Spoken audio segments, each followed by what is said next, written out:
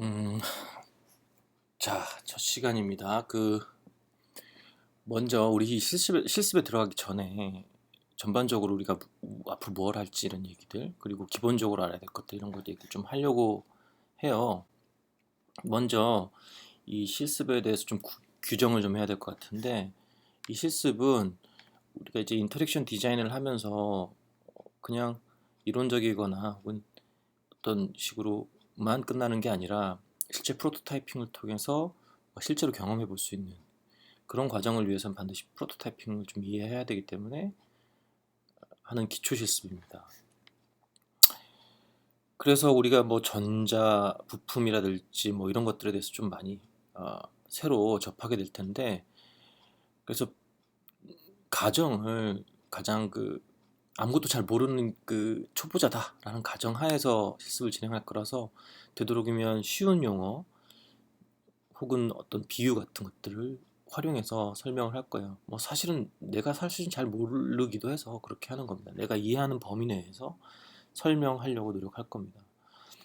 그리고 소프트웨어나 이런 것들은 전부 오픈 소스를 활용할 거예요. 그래서 뭐 프로그램 사야 된다던가 이런 필요 없이 이제 여러분들이 무료로 구할 수 있는 이런 환경을 통해서 하려고 노력할 겁니다. 그래서 이 실습들을 통해서 여러분들을 무슨 전문 개발자 내지는 뭐 프로그래머 이런 걸로 키우려고 목표를 삼는 게 아니라 여러분들이 디자인한 어떤 인터랙션을 직접 한번 경험해 볼 수 있는 그런 프로토타이핑 기법으로서의 어떤 방법들을 익힐 수 있는 그런 디자이너를 교육할 수 있는 것을 목표로 삼으려고 해요.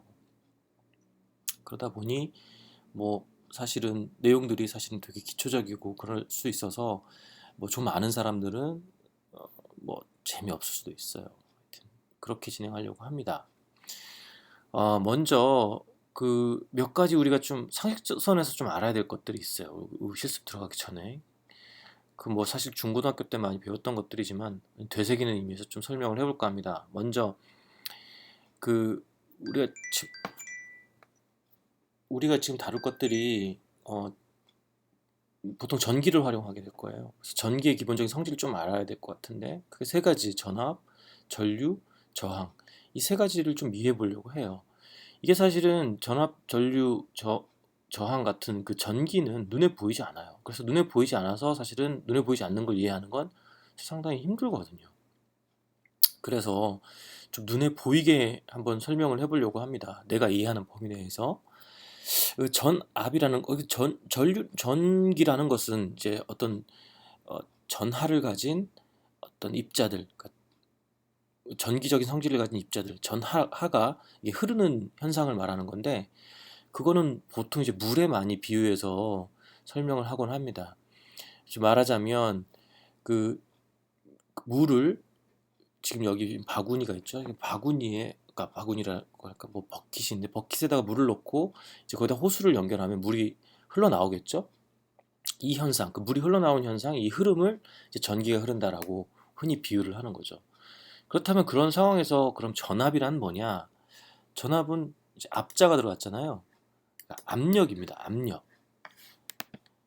그러니까 물에 가해진 어떤 압력을 우리가 전압이라고 하죠. 그럼 볼티지라고 부르고 V라는 용어를 써요.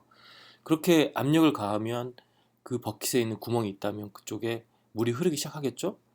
그 흐르기 시작하면 그 흐름의 어떤 양? 나는 양으로 이해하는 게 가장 쉽더라고요. 물의 양 이런 걸 이제 전류 암페어라고 하는 기호를 쓰는데 라고 하고 만약 그 호수 가운데 어떻게든 블라킹이 좀 돼 있다고 생각을 해보세요. 그럼 그 블라킹 된 것을 쓴 물의 흐름을 막겠죠? 그 막는 것을 이제 저항이라고. 그러면 물이 좀 덜 흐르겠죠? 저항 이렇게 이런 식으로 이해를 해봅시다. 그렇게 해서 저항은 또 오음이라는 단위를 쓰고요. 그리고 우리 저기 중고등학교 때 배웠던 공식이 있는데 나는 공식 같은 건 싫어하지만 하여튼 공식이 있는데 그게 V는 IR이라는 거 전압은 전류 곱하기 저항이라는 그런 공식이 있어요. 그럼 이 그림에 빗대서 한번 저걸 이해해 볼까요? 즉 전압은 전류와 비례한다라는 거죠. 그러니까 말하자면 더 세게 누르면 물의 양이 더 많이 흐르겠죠. 비례한다는 거예요. 그리고 전압과 저항은 또 비례한다. 전압이 높을수록 그 막는 힘도 더 커지겠죠. 그래 당연히 비례하고. 그다음에 전류와 저항은 반비례한다. 이게 뭐냐면 저항이 많아면 많아질수록 당연히 물의 흐름이 덜 흐르겠죠. 흐르는 양이. 그러니까 이제 반비례하는 거죠. 하여튼 전류도 비슷한 물과 비슷한 이런 성질을 갖고 있다.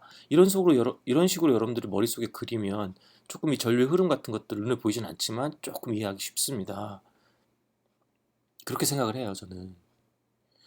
이걸 이제 회로라는 걸로 우리가 서킷이란 걸로 아까 그대로 그것을 서킷으로 그려보면 이런 식인 거예요. 그러니까 플러스 5V라는 어떤 전압을 주면 그게 이제 그라운드 쪽으로 흐르겠죠.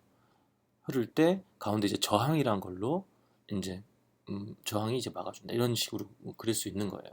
이건 사실 의미 없는 회로이긴 하지만 이런 식으로 표현될 수 있다라는 거죠. 그 전기에는 아까도 설명했지만 좀 몇 가지 성질이 있는데 이것도 좀 이해를 해야 돼요.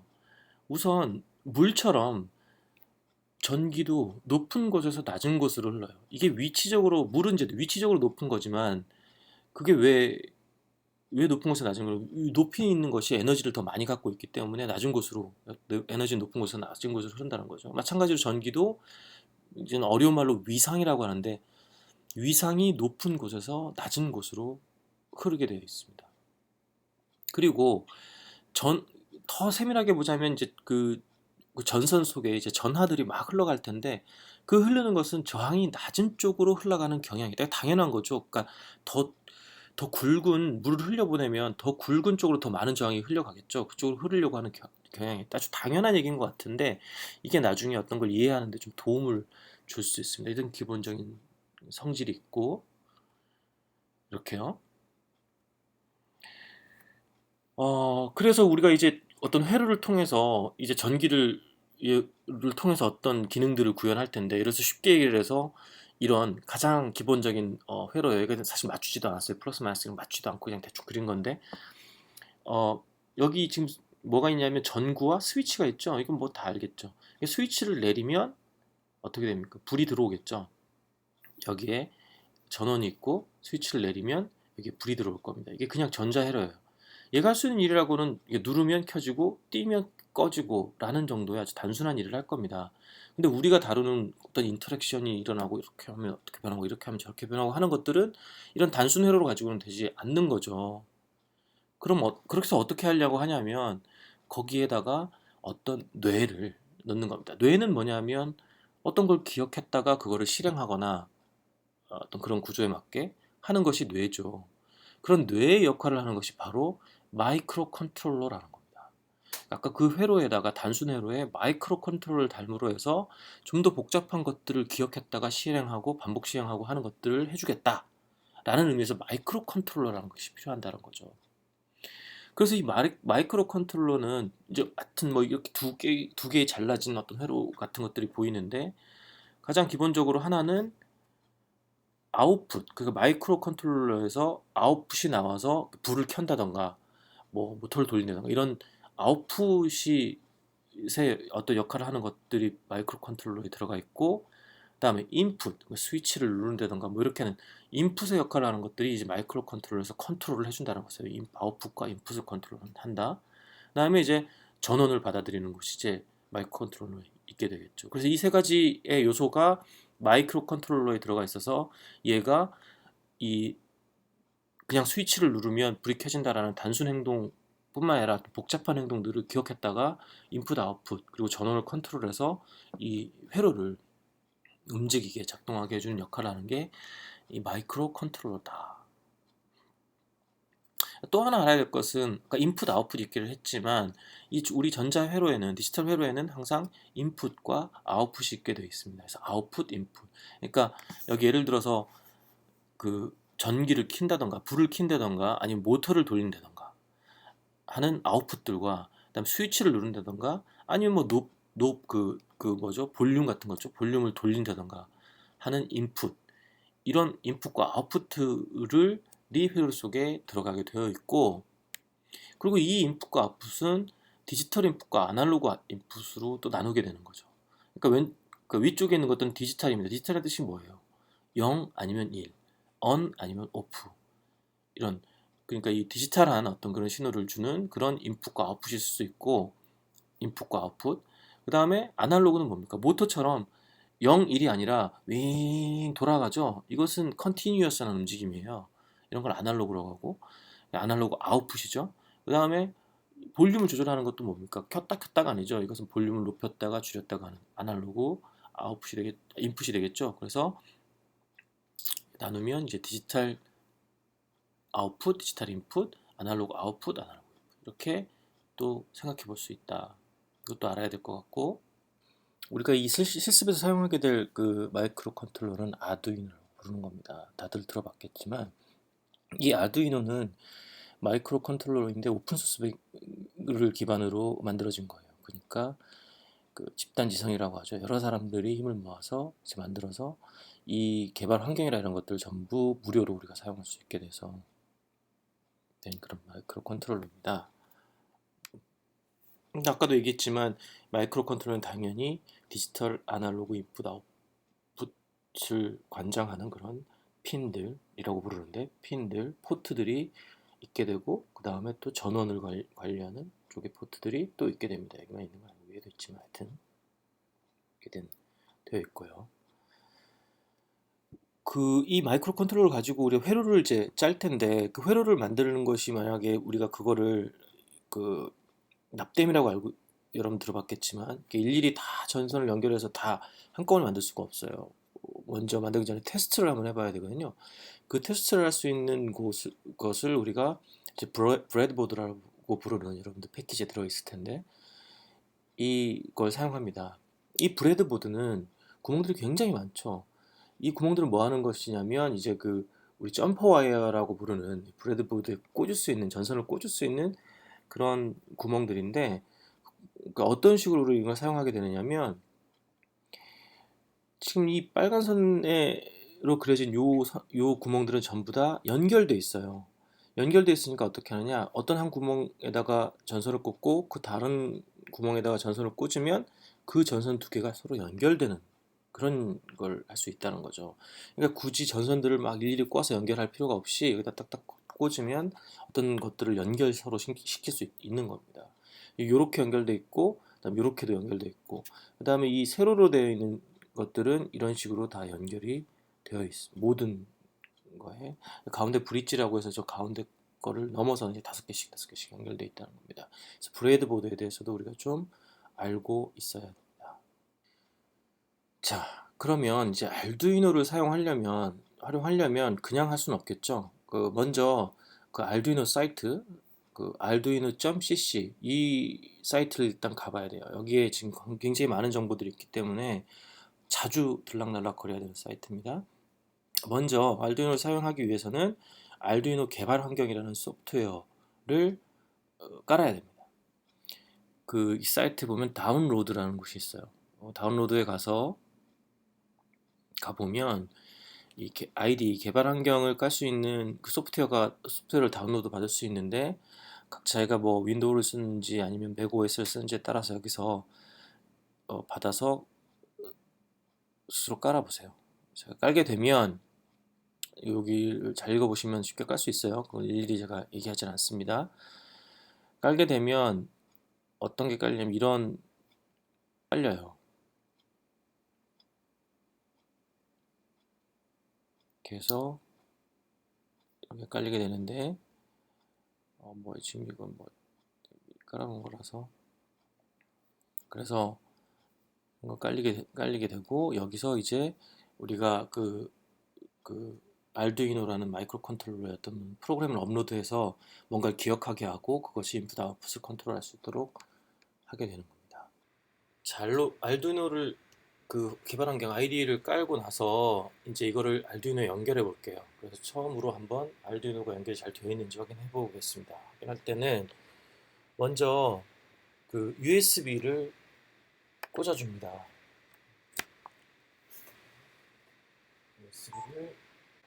USB를 여기다가 이렇게 꽂습니다. 꽂게 되면 제일 먼저 해야 될 일은 툴이라는 곳, 이거는 이제 PC나 맥이나 마찬가지인데 PC에 가서 보드를 선택해 줘야 돼요. 지금 여러분들이 보통 사용하게 되는 게 알두이노 우노예요. 근데 두에밀라 노브를 쓰는 사람도 있을 수 있어요. 요것들 중에 내가 지금 쓰고 있는 건 우노라고 적혀있죠. 우노라고 이렇게 있어요. 우노라는 거를 선택해주고, 다음 두 번째 또 설득해야 되는 건 뭐냐면 포트예요. 포트는 지금 맥 같은 경우에는 거기 보면 뭐 그 대부 슬래시 CU USB 모뎀 1421 이렇게 써있는, 그리고 옆에 보면 알두이노 우노라고 이렇게 써있기도 한데 이거를 선택해줘야 됩니다. 그래서 포트하고 저거 선택해줘야 됩니다. PC 같은 경우에는 포트가 이렇게 써있지 않고 뭐라고 써있냐면 뭐 COM1, COM2, COM7, COM8 이렇게 그 각자 PC에 따라 다르게 써있는데 그 중에 알두이노가 연결되어 있는 컴 포트에다가를 선택해줘야 됩니다. 선택하고 나서 처음이니까 스케치북이라는 데 가서 아니 예제라는 데 가서 베이직에 블링크라는 걸 선택해 보세요. 그러면 이런 화면, 이런 소프트웨어가 뜰 겁니다. 미리 예제로 되어 있는 거예요. 얘가 하는 일은 뭐냐면, 그리고 얘를 이제 업로드를 해볼 텐데 여기 보면 화살표 선택한 옆에 업로드라고 써 있죠. 이걸 누르게 되면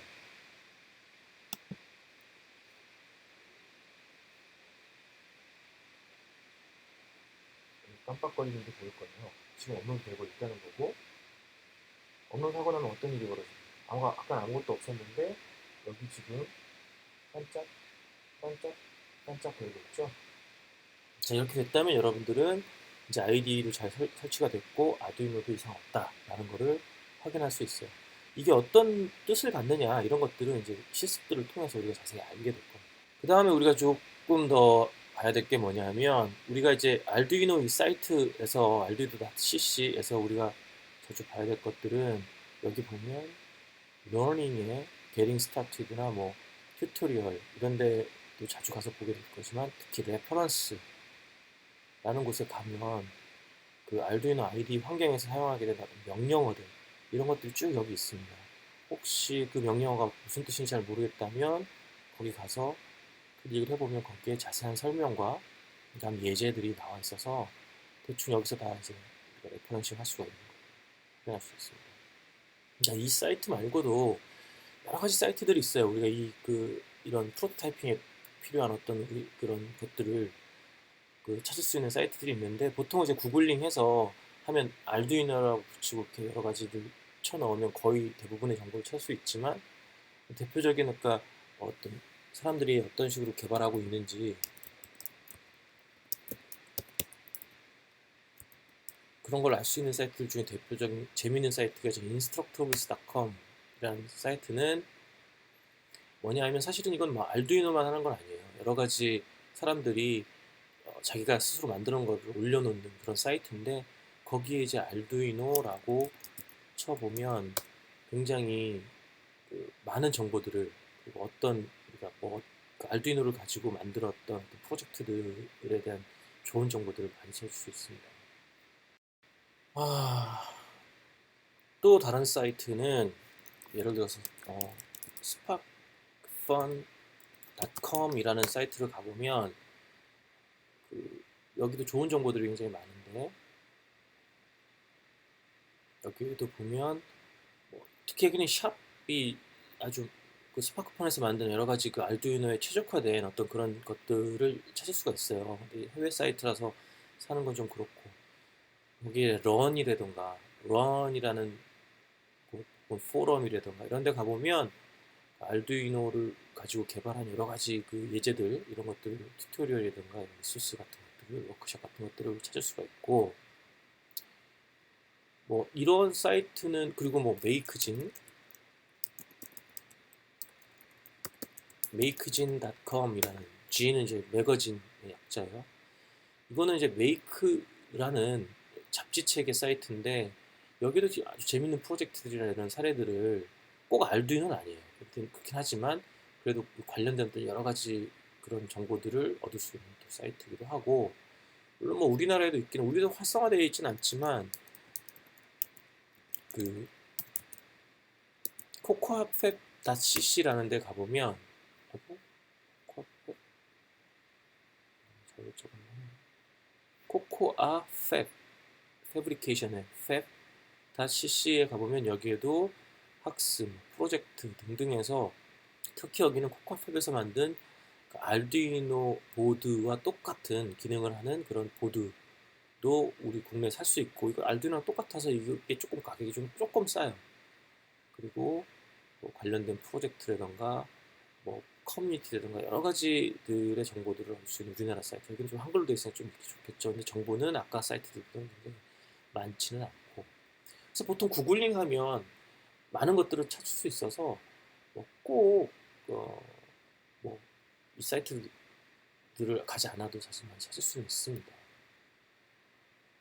그렇고 또 우리 이제 많은 전자품들을 우리 또 사야 되는 상황들이 벌어지는데, 사실 뭐 내가 이런 사이트들은 사실은 상업 사이트라 뭐 수업에서 얘기하기 좀 그렇긴 하지만 뭐 정보 차원에서 여기하고 나하고 아무 관련 없어요.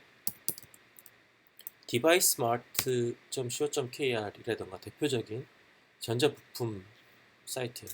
이런 데서 사기도 하고, 또 큰 데가 eleparts.co.kr, 엘레팔츠라는 사이트도 전자부품 사이트, 이런 데서도 뭐 전자부품들 우리가 사곤 합니다. 아니면 용산에 직접 갈 수도 있고요. 용산에 가는 게 더 좋을 수도 있어요. 가면 이제 뭐 아저씨들한테 물어보면 더 좋은 어떤 그런 것들을 이제 소개해주거나 추천해주거나 합니다. 자, 이렇게 기본적으로 우리가 알두이노 개발 가지고 뭔가 만들 수 있는 기본적인 것에 위해서 알기 위해서 기본적인 사항들을 좀 알아봤고, 이제 다음 이제부터는 이제 처음으로 실제로 알두이노 가지고